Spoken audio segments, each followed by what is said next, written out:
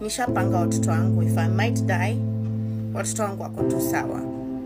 But nataka nikikufa nikuwe nimesaidia mtu. Najua Kenya niliamua nikakuja nao hapa kwa mtandao. Wamama wengi wameshindwa kukuja. Wengi hata wanaogopa, wengine wanashare na mimi na Sudu account what they have been through. But I give you hugs. Just know that you have done the right decision to talk to me. I won't expose you guys because I know the feeling. It takes courage you to come and say it in public. Now, I want this to go to Kenyan government.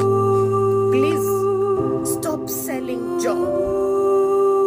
Stop selling job, government. You're putting our lives in a risk. You're giving us some doctors who are not experienced. Some doctors, they are not qualified to be doctors. You've been sold job, so people want to finish us. Like, if you're giving someone a job, do a research. Do criminal research. Like the man I was living with, he has criminal case in the police station. The criminal case, it is about medical issues. So he used to inject the ex-wife because he's a narcissist, and I'm going to say it and I'm going to say it again because he's ready to kill me. Because he's a narcissist, he brainwashed that lady and the lady withdrew the case. The same thing he did to me. So please, government of Kenya, before you give someone job, do a research. Know the kind of person you're putting in this hospital. You're putting some of them, they're murderers. They want to finish us. And if you're a person who wants to go through operation, please, government, give us, allow us to come in that theater room with one of our members. Because what I saw the man was doing to patients through his phone, I myself, I always pray God I should never get.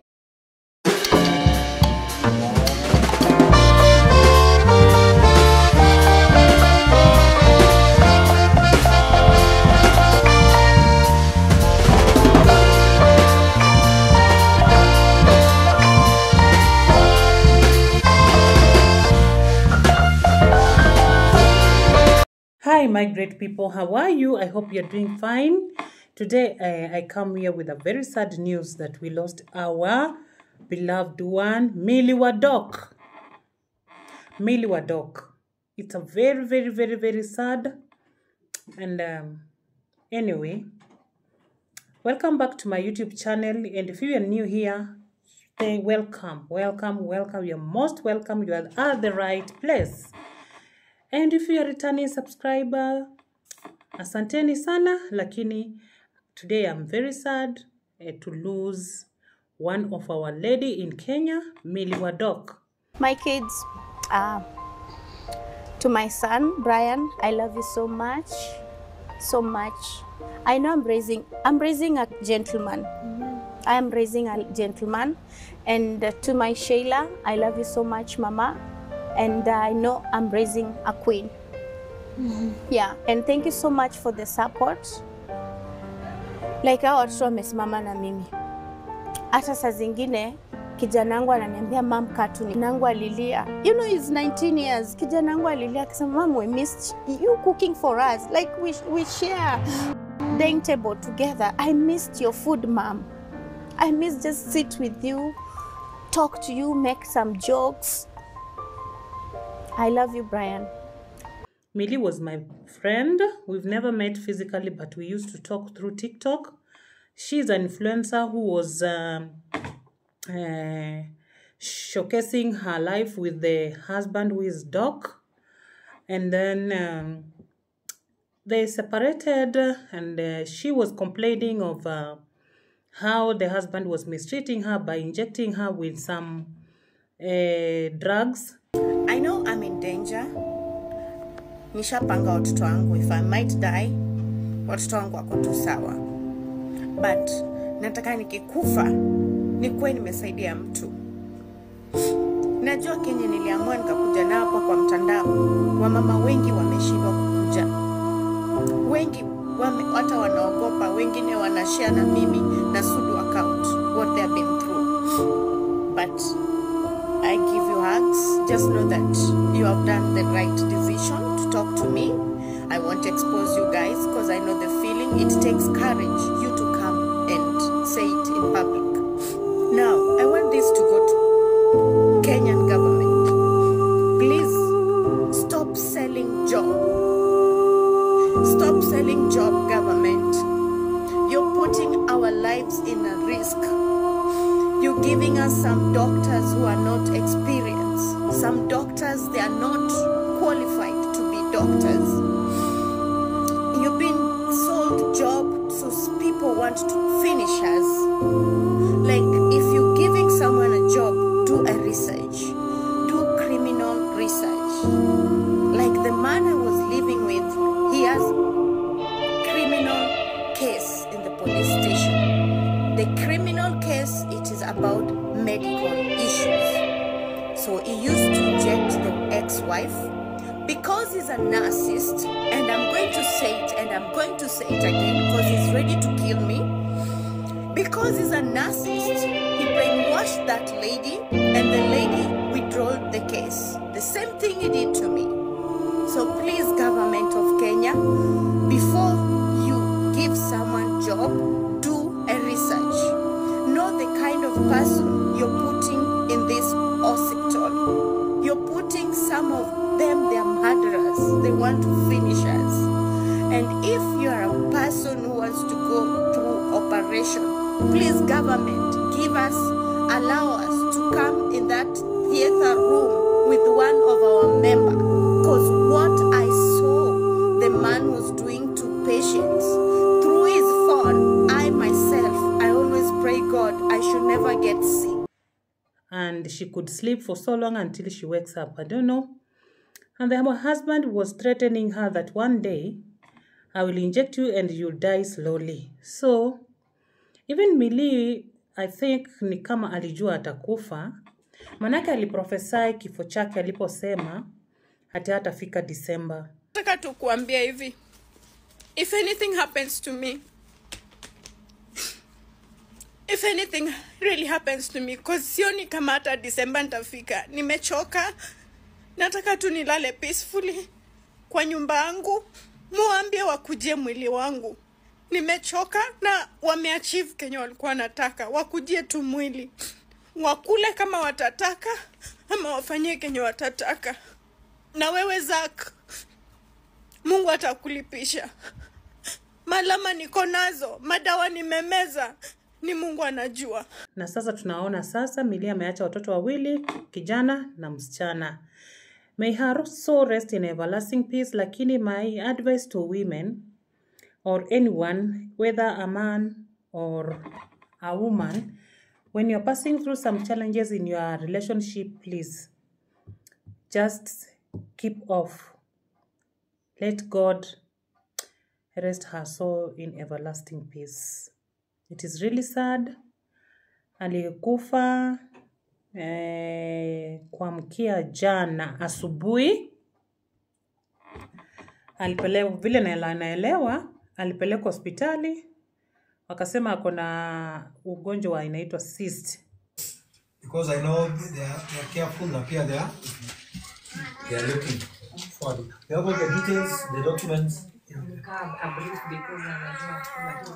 Sorry? Monica brief. Okay, Monica, can you kwanza brief because tumekuwa naye kwa safari na ningependa kwanza Monica, simama tueleze. Yes. Mimi nimesimama hapa Millie na ningetaka kuelezea kidogo kuhusu nini happen kwa Millie. Millie amekuwa msika, alikuwa na cyst kwa tumbo na hiyo cyst ndio alikuwa mimi nimempeleka hospitali, akaenda kwa operatiwa kitoka hapa alikuwa na bleed sababu hiyo cyst. So kufika hospitali wakaona imekuwa mbaya, inastahili kutolewa. So ikaenda ikatolewa na kutolewa akaonekana amebleed sana. So akawa anaongezwa damu na hapo ndio kwenye alikuwa ICU sababu kutoka theater alionekana ame lose blood mingi. So akapelekwa ICU akakaa siku 3 wakaona ako sawa. Wakati yenye alitoka akapatikana kumbe kidney zake zimefail. Both zote zilikuwa zimefail. So hapo ndio wakaona haya, wakasema wacha wamjaribu na dawa zisipo work tutajua what next. Na kufikia jana walikuwa wamempea mpaka jana asubuhi kama hatakuwa amereform vizuri waanze dialysis. So venye ilifika jana tukaambiwa mali penye ilifika sasa hii dawa nianze dialysis, na jana tukampeleka na akaenda dialysis na akatoka tu vizuri, but after kutoka ndio venye alizidiwa sasa usiku. So tukaanza kuambia usiku wakati ni tulimoja tu wakistabilize kila kitu, but usiku ndio tulijulishwa amezidiwa na ikawa hivyo, ikawa tu hivyo. So ni hivyo tu. Yeah. Thank you. Mafia mzee amedeliver vitu vizuri. Yeah. Unajua tuna confirm na yeye kwa sababu ni daktari. Asante. So guys, haikuwezekana. Walikuwa wameplan wanampeleka kidney dialysis, lakini kabla aende hiyo kidney dialysis tukampoteza. May your soul rest in everlasting peace. Too painful. All the condolences. And it's very sad losing your mother at that tender age. And we just pray for the family, guys. It is very sad. It is very sad. We don't know what to say. I don't have much to tell you, but let's go to the videos. And I thought it was not true until when I came across so many videos on TikTok and the brother spoke. And people were in a certain house there in Nakuru. They were planning how to settle the bills and how to arrange for the funeral. It is really sad. Let's pray for the family. May her soul rest in everlasting peace. In case of any news, I'll come and update you. Don't forget to subscribe, like, share, and comment. It's really sad. Bye for now. Why taka kudate mwanaume amenyamaza? Afadhali udate mwanaume anaongea. Mtu amenyamaza ni rahisi ya kumaliza. Kwa sababu doc mwenyewe alifunguanga mdomo akaniambia, mimi nitakudunga dawa na ukufe polepole na watu wasiwahi jua nini nimekuwa. Hapo utaka. Yeah, so ijakuwa rahisi. But nashukuru Mungu sasa ati naweza kaa hapa hivi. Ai, sasa niko sawa, but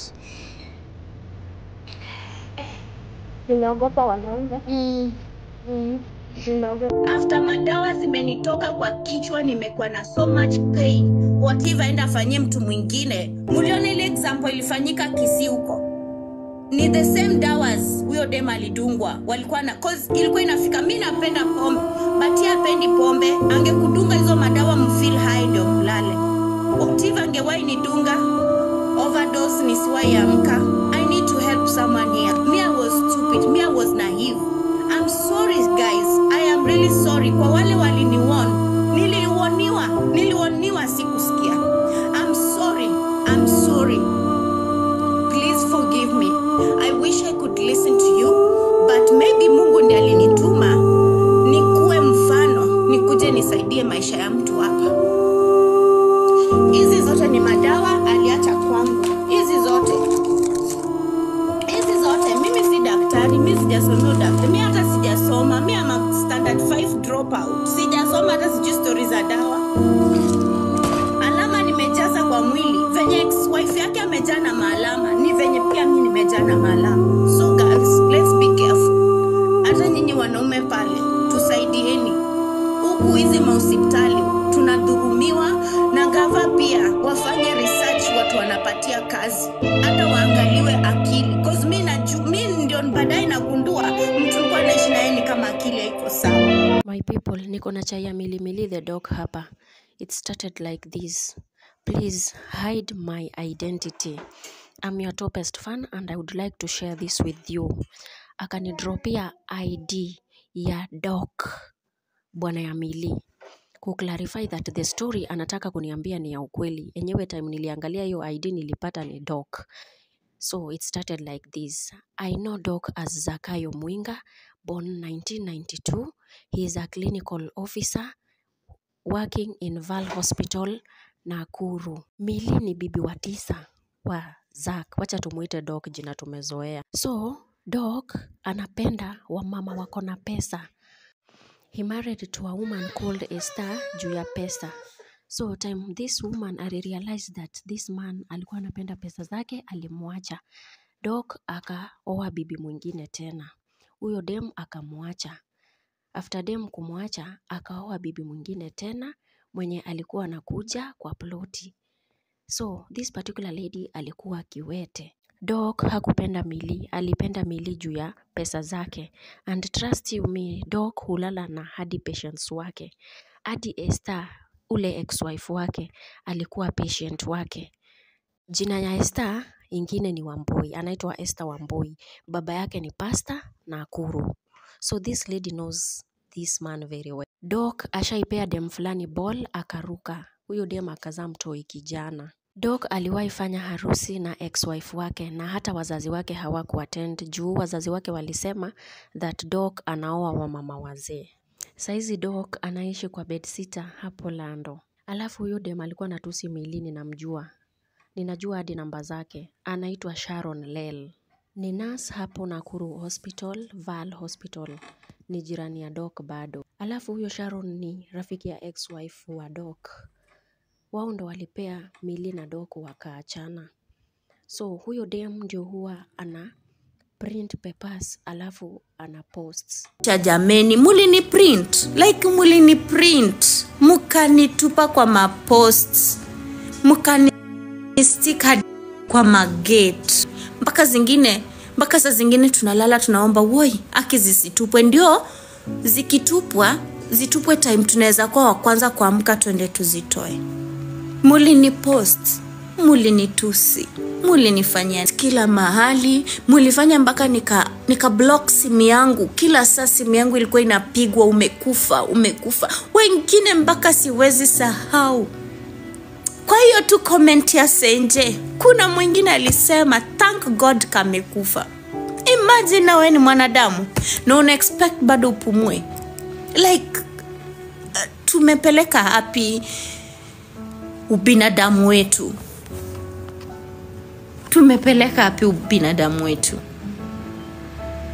Ukamtukana, ukamwanika look at her. She's strong. She's still glowing. She will never lack. No. Here I am. You did it. It's okay. It's fine. One day I'm telling you, you will pay for it. Na kutusi Milly. Hata kuna nyumba Doc wamejenga na Milly. 5 bedroom. Hapo ndio Zack alitoa pesa kwa yule mama, ule ex-wife wake wa kwanza, wakaijenga 5 bedroom iko Ngata na Nakuru. Na Milly anakuanga na baba mzungu mwenye anamsupport, baba mtoto wake. They married for 10 years alafu wakadivorce. Milly ni sonko, yeye hubadilisha magari kila mwaka. Hata Nakuru anajulikana sana. Imagine saizi Doc anaenda job na pikipiki na alikuwa amezoea kuenda job na gari kubwa ya Milly. But Milly is not the problem. Huyo jamaa ndio malaya. Mimi niko na story ya huyo jamaa yote. Hata kuna brother yake mwenye aliwahi futwa kazi juu ya kulala na mabibi za wenyewe. Saizi Milly ako na new catch mzungu. Wako Mombasa, nitawapostia picha yake ndio hiyo mtaiona hapo. Alafu Milly anakuanga na ma connection ya wazungu wako na pesa. Imagine hata ako na rentals hadi Mombasa. Alafu kuna DM Doc aliwahi lala na yeye. Akasema Doc is just a 1 minute man. Anashangaa mbona ako na kila mwanamke. Saizi Zack anaishi kwa ile plot alikuwa anaishi kitambo, inaitwa Mtare, Lando Nakuru, na Milly anaishi CBD Nakuru na watoto wake wawili. But kuna mtoi waliwahi zaa na Doc but akakufa after 4 days time alizaliwa. Unajua Doc alikuwa anadunga ule ex-wife wake shindano na madawa. Analala alafu anaenda anahanya mabibi huko nje. Mnajua ule dem fulani huko ngapa TikTok anajiita Milly wa Doc bana. Nasikia bana ule dem amededi manze bana juu. So huyu dem hapo last year bana alikuwa analalamika, kuna ex yake hapo daktari bana alikuwa anamdunga sindano zingine. Alikuwa analalamika bana, hadi kuna clip fulani alionekana akisema bana hauni akifika this year hadi December bana. Enyewe life is spiritual walai jo. Kama udem alijua tadedi bana, tunahitaji maombi bana manze. Na ndio nasemanga bana, usijianike hapa mneti weke story yako bana. Huku nje watu si wazuri walai jo. Kuna watu wengine wabaya bana. So udem alikuwa anasema in case adedi, alikuwa hadi ameelezea penye mwili yake itapatikana bana. Wakujie mwili yake bana. Udem ni kama alikuwa amechoka kabisa. Ona sasa ameenda manze. Rest in peace Milly wa Doc bana. Ndio unaweza kuwa na msee leo na kesho usikia amededi bana. Noma manze. Sorry to the family bana. Hii ni uchungu tena sana bana. If in case kulikuwa na mtu yote anahusika na hii kifo ya Milly wa Doc bana, we sijui. Guys, mmeona, mmeshuhudia, hii dunia ni mbaya. Dunia ni mbaya. Dunia ina mambo mwendo wa ngamia. Dunia ina mambo lukumba. Dunia ina mambo mwendo wa ngamia. Dunia ina mambo lukumba. Hayo ndio yanayojiri kwa sasa. Guys, jichungeni and let's pray for your brave brother, for your sister. Let us pray for everyone. Dunia ina mambo mengi. Let us commit ourselves to God and protect our families with the precious blood of Jesus Christ. May her soul rest in everlasting peace. We meet on the next video, guys. Bye.